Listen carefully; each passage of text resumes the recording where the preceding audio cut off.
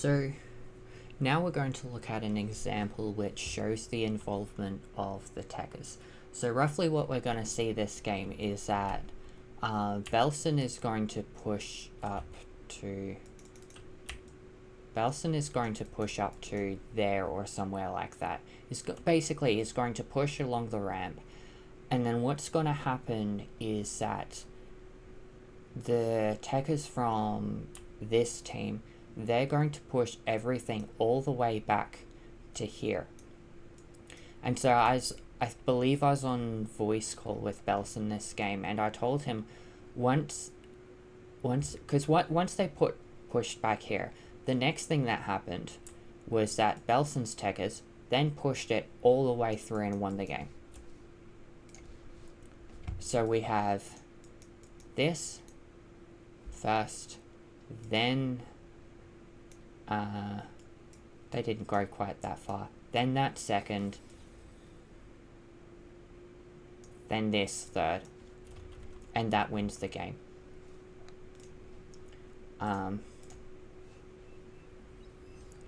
And so let's just see that we have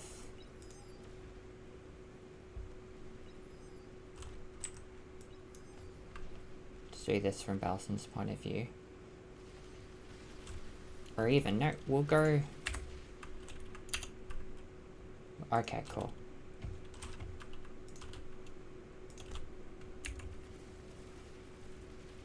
So here's Belson's forces. They're punching through and they're taking out Comrade Tig. None of the other players have units. That's why this raid happens to work here. Inebriated Noob doesn't have any fast units. Plus, these are also particularly new players, so this can work. And we, for once, have Caridian coming through and helping here.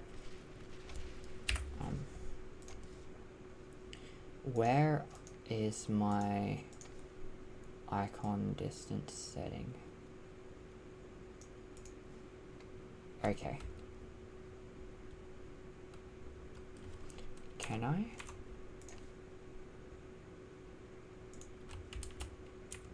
I can do this. Awesome.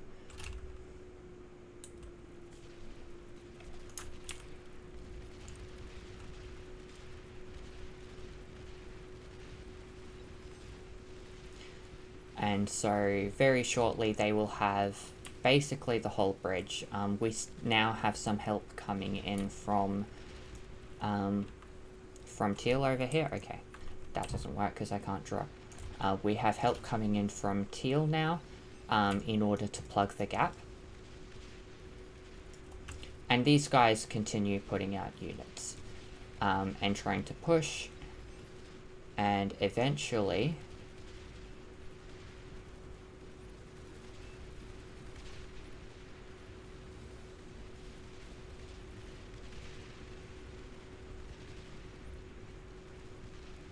see here we've got the first Tech 2 units coming from Rogovic and Garbager, and those Tech 2 units are going to, because they're against Tech 1 units over here, they're going to push this front back. It's going to take a little bit.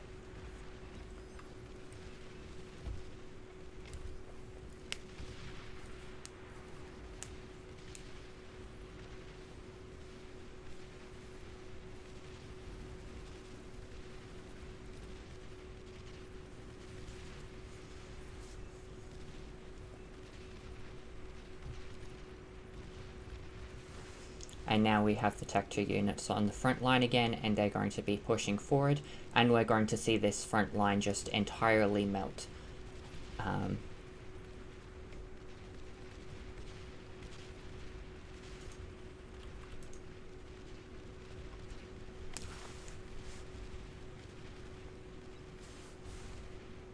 But we can also see now that the front line's falling, we have Tech 2 units coming out from Belson's techers, and they are going to meet up here.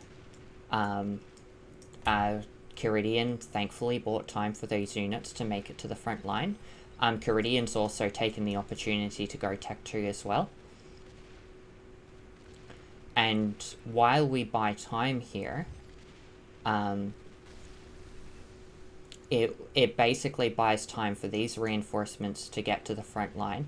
And then once these reinforcements get to the front line, we're just going to pause. We have two fusions from this Tekka here. Well, if we look at Garbager over here, doesn't have a single fusion and is putting out units without a fusion. We see similar from Rogovic, he hasn't finished his first fusion. And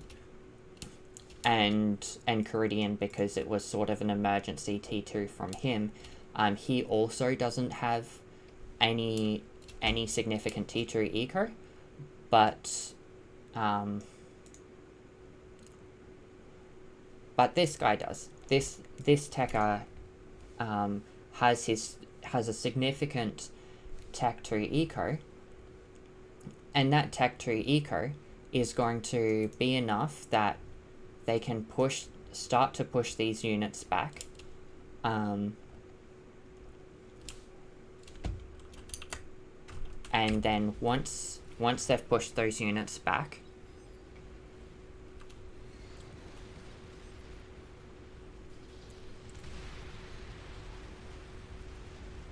eventually, wait for it,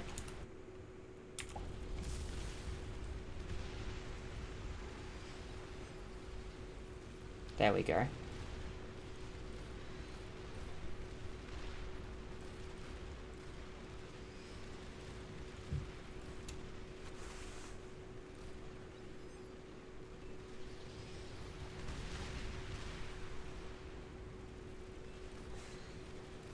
We've also got Tech 2 aircraft out from Winger here, because he's been able to eco up to his Tech 2, because the front line has been supported by this guy.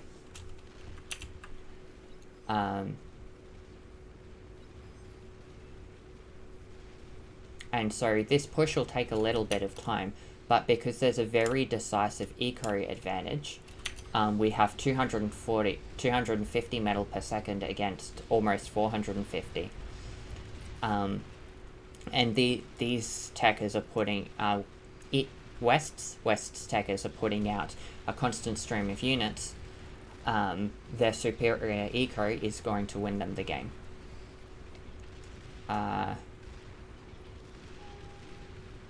Yeah.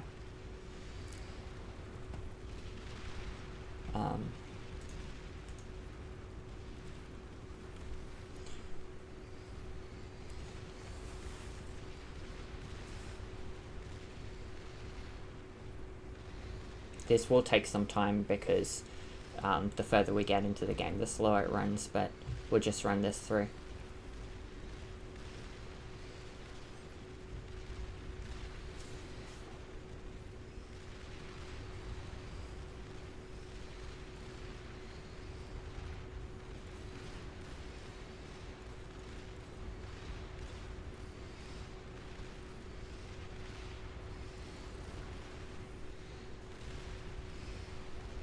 It's also important to note that this entire time we've had Caridian and the Tekker. They've been constantly putting out units and using them on the front line together, as well as Winger with his aircraft. They've all been using them constantly at the same time together, and together that forms, shall we see, that's 100 metal per second for Kurdian, 40 for Winger, which is about 150. For the Tekker, that's 160, and together that was about the sum of the entire enemy team's eco. And because they were working all together, and the enemy team wasn't particularly working well together, plus was at an eco disadvantage and all of that, that's why this game turned out the way it did. And so that's, we'll just run this again, and, no, we'll stay. Because when you think about the idea that once these guys have pushed up to here, they know that the enemy techers are going to start putting out units, because the enemy techers probably aren't going to let the front line people push into the actual base area. And that's very common. You'll see this on DSDR and Nuclear Winter as well, that if you push the front line too far, the enemy techers will drop their ecoing and get involved. Now that's desirable. You want them to get involved because that lets you want the enemy techers to get involved because that lets your techers get ahead in eco. But you also don't want to be stuck on T1 when the enemy techers get involved, because you don't want to be fighting Tech 1 units against T2. That's why it's advantageous to, once you push up to here, like the Southwest team did, immediately stop putting out Tech 1 units and just defend the front, hold the ground, because at this point you have, let's say if there are 1, 2, 3, 4, 5, 6 metal extractors on the bridge.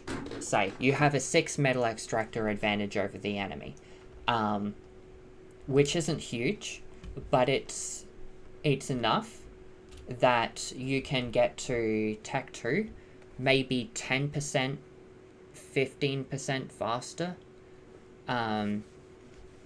than your enemy from the point at which you both start working on the Tech 2 factory. And that's all you need to do to secure that advantage. And once you've got Tech 2, maybe you can push a little bit more, gain a little bit more ground. But you've also got to be conscious of the fact that the enemy techers are going to be getting involved. So you want to be ramping up your eco as fast as possible for the enemy techers to get involved.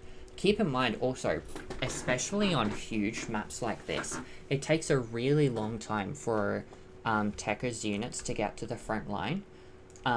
So part of where the advantage that Belson's team, the Southwest team, where their eco advantage came from, is that before Northwest could even start pushing, their units had to walk all the way down here to the front line, as well as spend all the time to destroy all the static defenses to cross the bridge here. So by the time these units present on the front line here, that's probably a couple minutes they've spent walking to the front line, depending on what it is, on what the units are. And when they present on the front line, that's made... we have... Actually, let's look at this. Okay, so the Fido production started at 8 minutes... 8 minutes 30. I'll note that down. Sorry, Hound production started at 8:30. The first Hound leaves the factory at 8:56. And we'll see when the first Hound presents itself on the front line.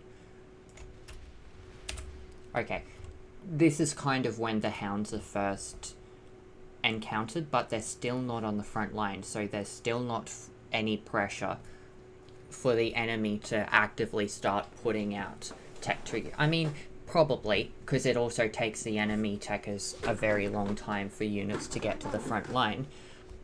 But if we look over here at their base, if we see their production is 32 metal per second, and we've had a minute and a half, almost exactly, since the first Hound left the factory, before they're given a signal that they potentially need to start putting out units. And so, with the calculator, that is 32 metal per second times 90 seconds. That's 2,880 metal which is almost all of a fusion. That's a really long time, and if they put it off slightly longer, they can finish their fusion, which has happened here. They've finished the fusion, and then once they've finished their fusion, because the hounds are distracted in the base like this, they take the time to build a second fusion because there's no T2 pressure on the front line yet. Okay, there is sprinters out here by Rojovic. But the hounds have all been redirected, and it's only now are they finally really getting to the front line. Those sprinters, where did they come from? Looks like he got rid of his Armada Tech 2 factory? I don't know. Anyway, so now the hounds are properly on the front line and firing at things. And once the hounds are on the front line is exactly when this techer puts up his Tech 2 factory and starts putting out units. That's about 12:45. And if we think about how much time we've had now with the hounds on the front line, they've had almost 4 minutes here to eco. And now the eco's kind of increased because we've got the additional converters here. But on top of the 90